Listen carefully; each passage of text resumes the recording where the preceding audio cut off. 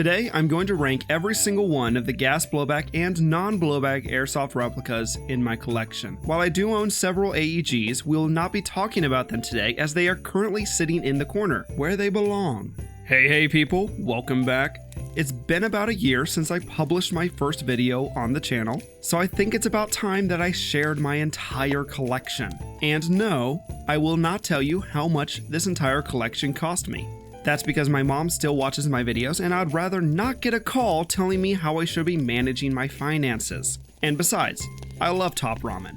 Alright, that's enough intro, let's get to the replicas. We're going to rank each of these replicas between S tier at the best and D at the worst. These tiers are just my opinions. There really isn't an exact science behind these letters, they are just how I currently feel about these replicas. Maybe my opinions will change by next year, depending on the future experiences I have with them. If you want to share your own opinions about any or all of these replicas, share them in the comments below. Alright, without further ado, let's get talking about the first replica on our list. Starting at the D tier, the Ops P99 is a budget gas blowback replica. It uses stick-type magazines and runs on CO2. It really isn't that bad of a replica, although it does sound kind of like a dinner bell. That isn't necessarily a deal breaker. How is the hop up?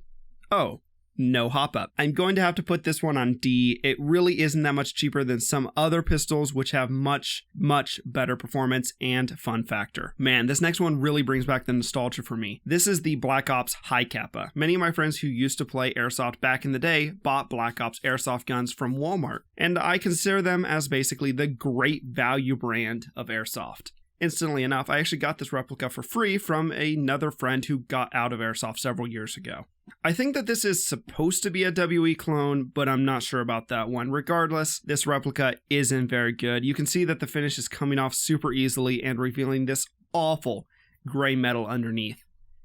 It's just not that great, so I'm giving it a D. Even when this came out, there were much better options on airsoft websites. Black Ops basically preyed on the people who didn't know about the online retail stores. It isn't the worst replica ever, but it wasn't that good for the price. Next, we have the Elite Force M9A1. I loved this replica when I first got it. It performed very well, and the select fire was amazing. The combination of strong recoil spring and light slide made for a very snappy action. However, beyond the shell of good performance comes this shock of poor durability. This replica has a particularly horrible issue where the disconnector likes to break. This means that it only shoots full auto half the time. This is really annoying as most of my local fields only allow semi-auto. Additionally, this is probably the heaviest pistol in my collection. It's kind of ridiculous. You definitely aren't going to forget that this thing is on your hip. I'm going to have to give this one a C. It's super fun when it works, which is unfortunately a comparatively short time before something breaks. This next one is the M1895 Nagant by WinGun. It isn't really that great, but I knew that when I bought it, so I'm not really disappointed. It has no hop-up and the FPS is much too high for field use. And of course, there are no easy fixes to correct either of them. Oh, and spare parts? Nah, if something breaks, this replica's done. However, I just really like this design, it's a ton of fun to shoot, so I'm willing to give it a C. Most of that though is for the target shooting fun factor. Maybe someday I'll see if I can make some of those shot shells for this. These two little guys are super fun to have around, plus they're only $25 or so a piece. They are non-blowback Colt 25 pistols. However, it isn't all rainbows here. These replicas are non-blowback and the magazines do not have any feed lips, and the FPS is very low. However, because they are so affordable and I don't believe that these negatives really pull away from the purpose of these, I'm going to give them a B. I'm just going to cover the WE Compact Bulldog and the Makarov PMM at the same time. Both these replicas are pretty good and have attractive finishes. I don't really have any issues to say about either of these. They work pretty well and are a ton of fun to run. I really like them. And as with all WE replicas, parts availability is excellent, so I'm going to give both of these replicas a B. This is the Colt Python revolver by Tanaka. This replica looks absolutely amazing and is probably one of the best revolvers for skirmishing. Both the BBs and the gas are stored in the cylinder, which allows you to install pretty much whatever real steel grips you want, plus the internal magazine holds 14 rounds, so no dealing with shells in the field. Performance is seriously limited by FPS and the lack of a hop-up. This is a Japanese replica, which was designed to run on duster gas. Oh, and did I mention that it is seriously expensive? Yeah, so with that in mind, I'm only going to give this one a B. Next up, we have my first main secondary, the Elite Force PPQ. Before buying this one, I had a couple different pistols lying around. However, I was firmly on the side of pistols are pointless extra weight, and their primary purpose is for showing off, so I didn't carry one.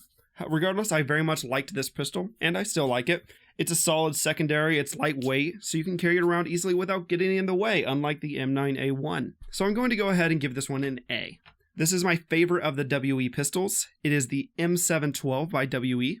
This is a select fire pistol with an excellent rate of fire and decent range. Thanks to the light bolt, it is quite efficient and very snappy. While I know it looks front heavy, it's built of a very light alloy, so you really don't notice the balance. You also get a holster / stock. This is made out of plastic, which is probably my biggest issue with the whole package. It just feels so plasticky, but I still really like this replica. It's a lot of fun, so I'm going to give this one an A. This is my current main sidearm. I absolutely love this thing. Even before I upgraded it to use CO2, the recoil was absolutely incredible. The slide on mine is made out of CNC steel, but you can also get it with an aluminum slide for a bit cheaper. This is one of the few airsoft pistols that feels extremely close to the real deal. I'm not easy on my airsoft replicas, and you can also see that the finish still looks amazing after a year of hard use. And thanks to GHK's proprietary design, there is pretty much a full-size nozzle in here. The hop-up is also very good, although a little annoying to adjust. So performance is excellent out of the box. I have heard that other users have experienced issues with FPS consistency and nozzles exploding, but since my rankings are only based on my own personal experience, I'm not going to count that towards the score. I just wanted to mention it in case you were thinking about buying one of these for yourself. Even with its issues, there really is nothing else like it on the market, so I'm going to give it an S after considering the pros and cons. Okay, last pistol that we're going to talk about, this is the Action Army AAP-01. This is a brand new replica to the collection, so I'm not going to give it a score at this time. I really want to have a little more experience with it before I do that. But I expect that this one will get a good grade as this replica has been performing phenomenally out of the box. I'm really excited to test this one more over the next year. Now we can begin talking about the larger guns in my collection. Again, we are going to start with the lowest tier and move up to the S tier replicas. The SMG8 is an MP7 clone. While it does look fantastic, this replica is plagued by gas efficiency issues. This tiny stick magazine just doesn't hold enough gas for this many BBs. Sometimes you can shoot the whole mag and other times you can't, but that's only in semi-auto. In full auto, just give up, it ain't gonna work. But it is a lot of fun and it pretty much works, so I'm going to give it a C. At least replacement parts are readily available.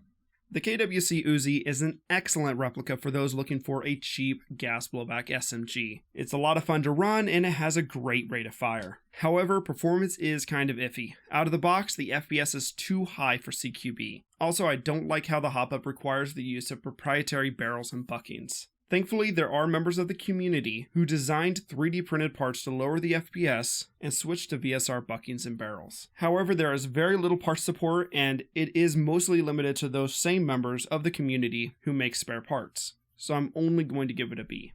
This is the polymer version of the Golden Eagle M4 and it's actually a really good replica. I've shot well over 2,000 rounds through it at this point and there haven't been any signs of excessive wear or cracking anywhere. I think that's pretty awesome for a GBBR that I only paid about $150 for. However, when I got it, I was led to believe that this replica could easily be modified to use GHK magazines and nozzles. From my own experiences, this isn't entirely true. I think that it would be possible to modify it, but I'm still working through that. And it's going to require some permanent modifications.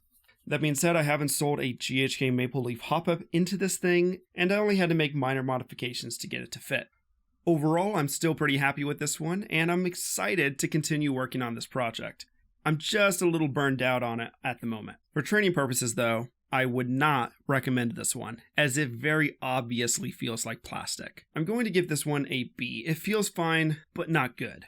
The APS Cam870 is probably one of the most well-known airsoft shotguns out there. It is shell ejecting, which would make most people consider it to be less competitive. However, each shell holds 17 BBs, which are all expelled in one shot. Really, these shells are probably the best thing that APS has ever created. The shotgun itself is pretty cool, but is definitely not the best thing ever. but I'm still going to give it an A for me. The Jag Arms gas shotgun is a really sweet piece and is probably one of the most competitive shotguns to use. It is a cheaper clone of the Tokyo Marui version, but in my opinion this piece still looks and sounds fantastic.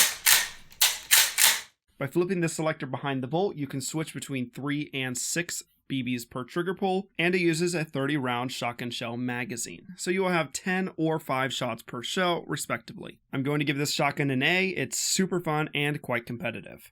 The PPS Kar98 is probably one of the best choices for a gas-powered bolt-action rifle. I bought this for less than $250 on sale. It is a gas-in-mag design with plenty of gas in each mag to lower the effects of cooldown. As a guess, I would say you can probably get about 100 shots from a full fill. It also feels absolutely fantastic, with a real wood stock and an open bolt design. Best part, it also uses VSR buckings and barrels, and includes an end pass right out of the box. This is absolutely a skirmishable piece with a good amount of upgradability. Spare parts are available from a few different Hong Kong websites, but I wouldn't say they're the easiest thing to find. So with all those things in consideration, I'll give this piece an A. It's a good solid bolt action rifle. Now we're going to start looking at my GHK replicas, starting with the Ak74u. This is a super fun replica. Now that I've added the WNS full travel steel bolt, the recoil is straight up amazing. But even with the original bolt, this replica is insanely fun. And if you like to upgrade your replicas, there are quite a few options from several major companies like TNT, Maple Leaf, etc. Same thing goes for spare parts. If you want to upgrade to steel fire control group parts, that is absolutely a viable option. However, everything isn't rainbows and unicorns when it comes to GHK. They have a lot of QC issues. Thankfully, I picked this up before it got really bad, but I probably won't pick up another GHK AK until they get their act together. But as I mentioned before, I'm only counting my own personal experiences in this list, so I'm not going to count those issues against it, but keep that in mind if you plan to buy one for yourself. So this replica is getting an A. The GHK M4 is another very fun, heavy recoil gun. The performance situation is basically the same as the AK. It performs very well out of the box, and you have a vast selection of upgrade parts to choose from. Thankfully, it isn't plagued by QC issues to the same extent, but yeah, not the best. I'm also going to give this one an A, as I absolutely love it. The GHK G5 is my #1 favorite GBBR. It's super fun to run. It has an extremely snappy recoil. It's really lightweight, and I love the MP5 style charging handle. Out of the box, this has been my best performing GBBR from an accuracy standpoint. I haven't had to upgrade the hop-up, bucking, or barrel, as I'm very happy with their current performance. However, this is another example of a replica that is absolutely held back by its durability. The lower receiver on this replica is extremely delicate and prone to cracking. You can fix this with the epoxy mod, and apparently Rogueworks is releasing a steel kit to reinforce the receiver, so that should help. Even though the durability is a huge negative, I'm still going to give this replica an S because it is a cheaper GBBR. And this is the replica that got me into GBBRs. Yes, this is the first one. I've been running it for about 6 years now, and it's still going strong. Alright, I hope you all enjoyed that. Remember that these ratings are simply how I feel about these replicas at this point. These are subject to change as I use these replicas more. Feel free to share your own opinions in the comments below. Also, if you haven't already, consider joining my Discord. It's a great place to hang out and talk about gas blowback airsoft replicas. And until the next video, stay safe, guys.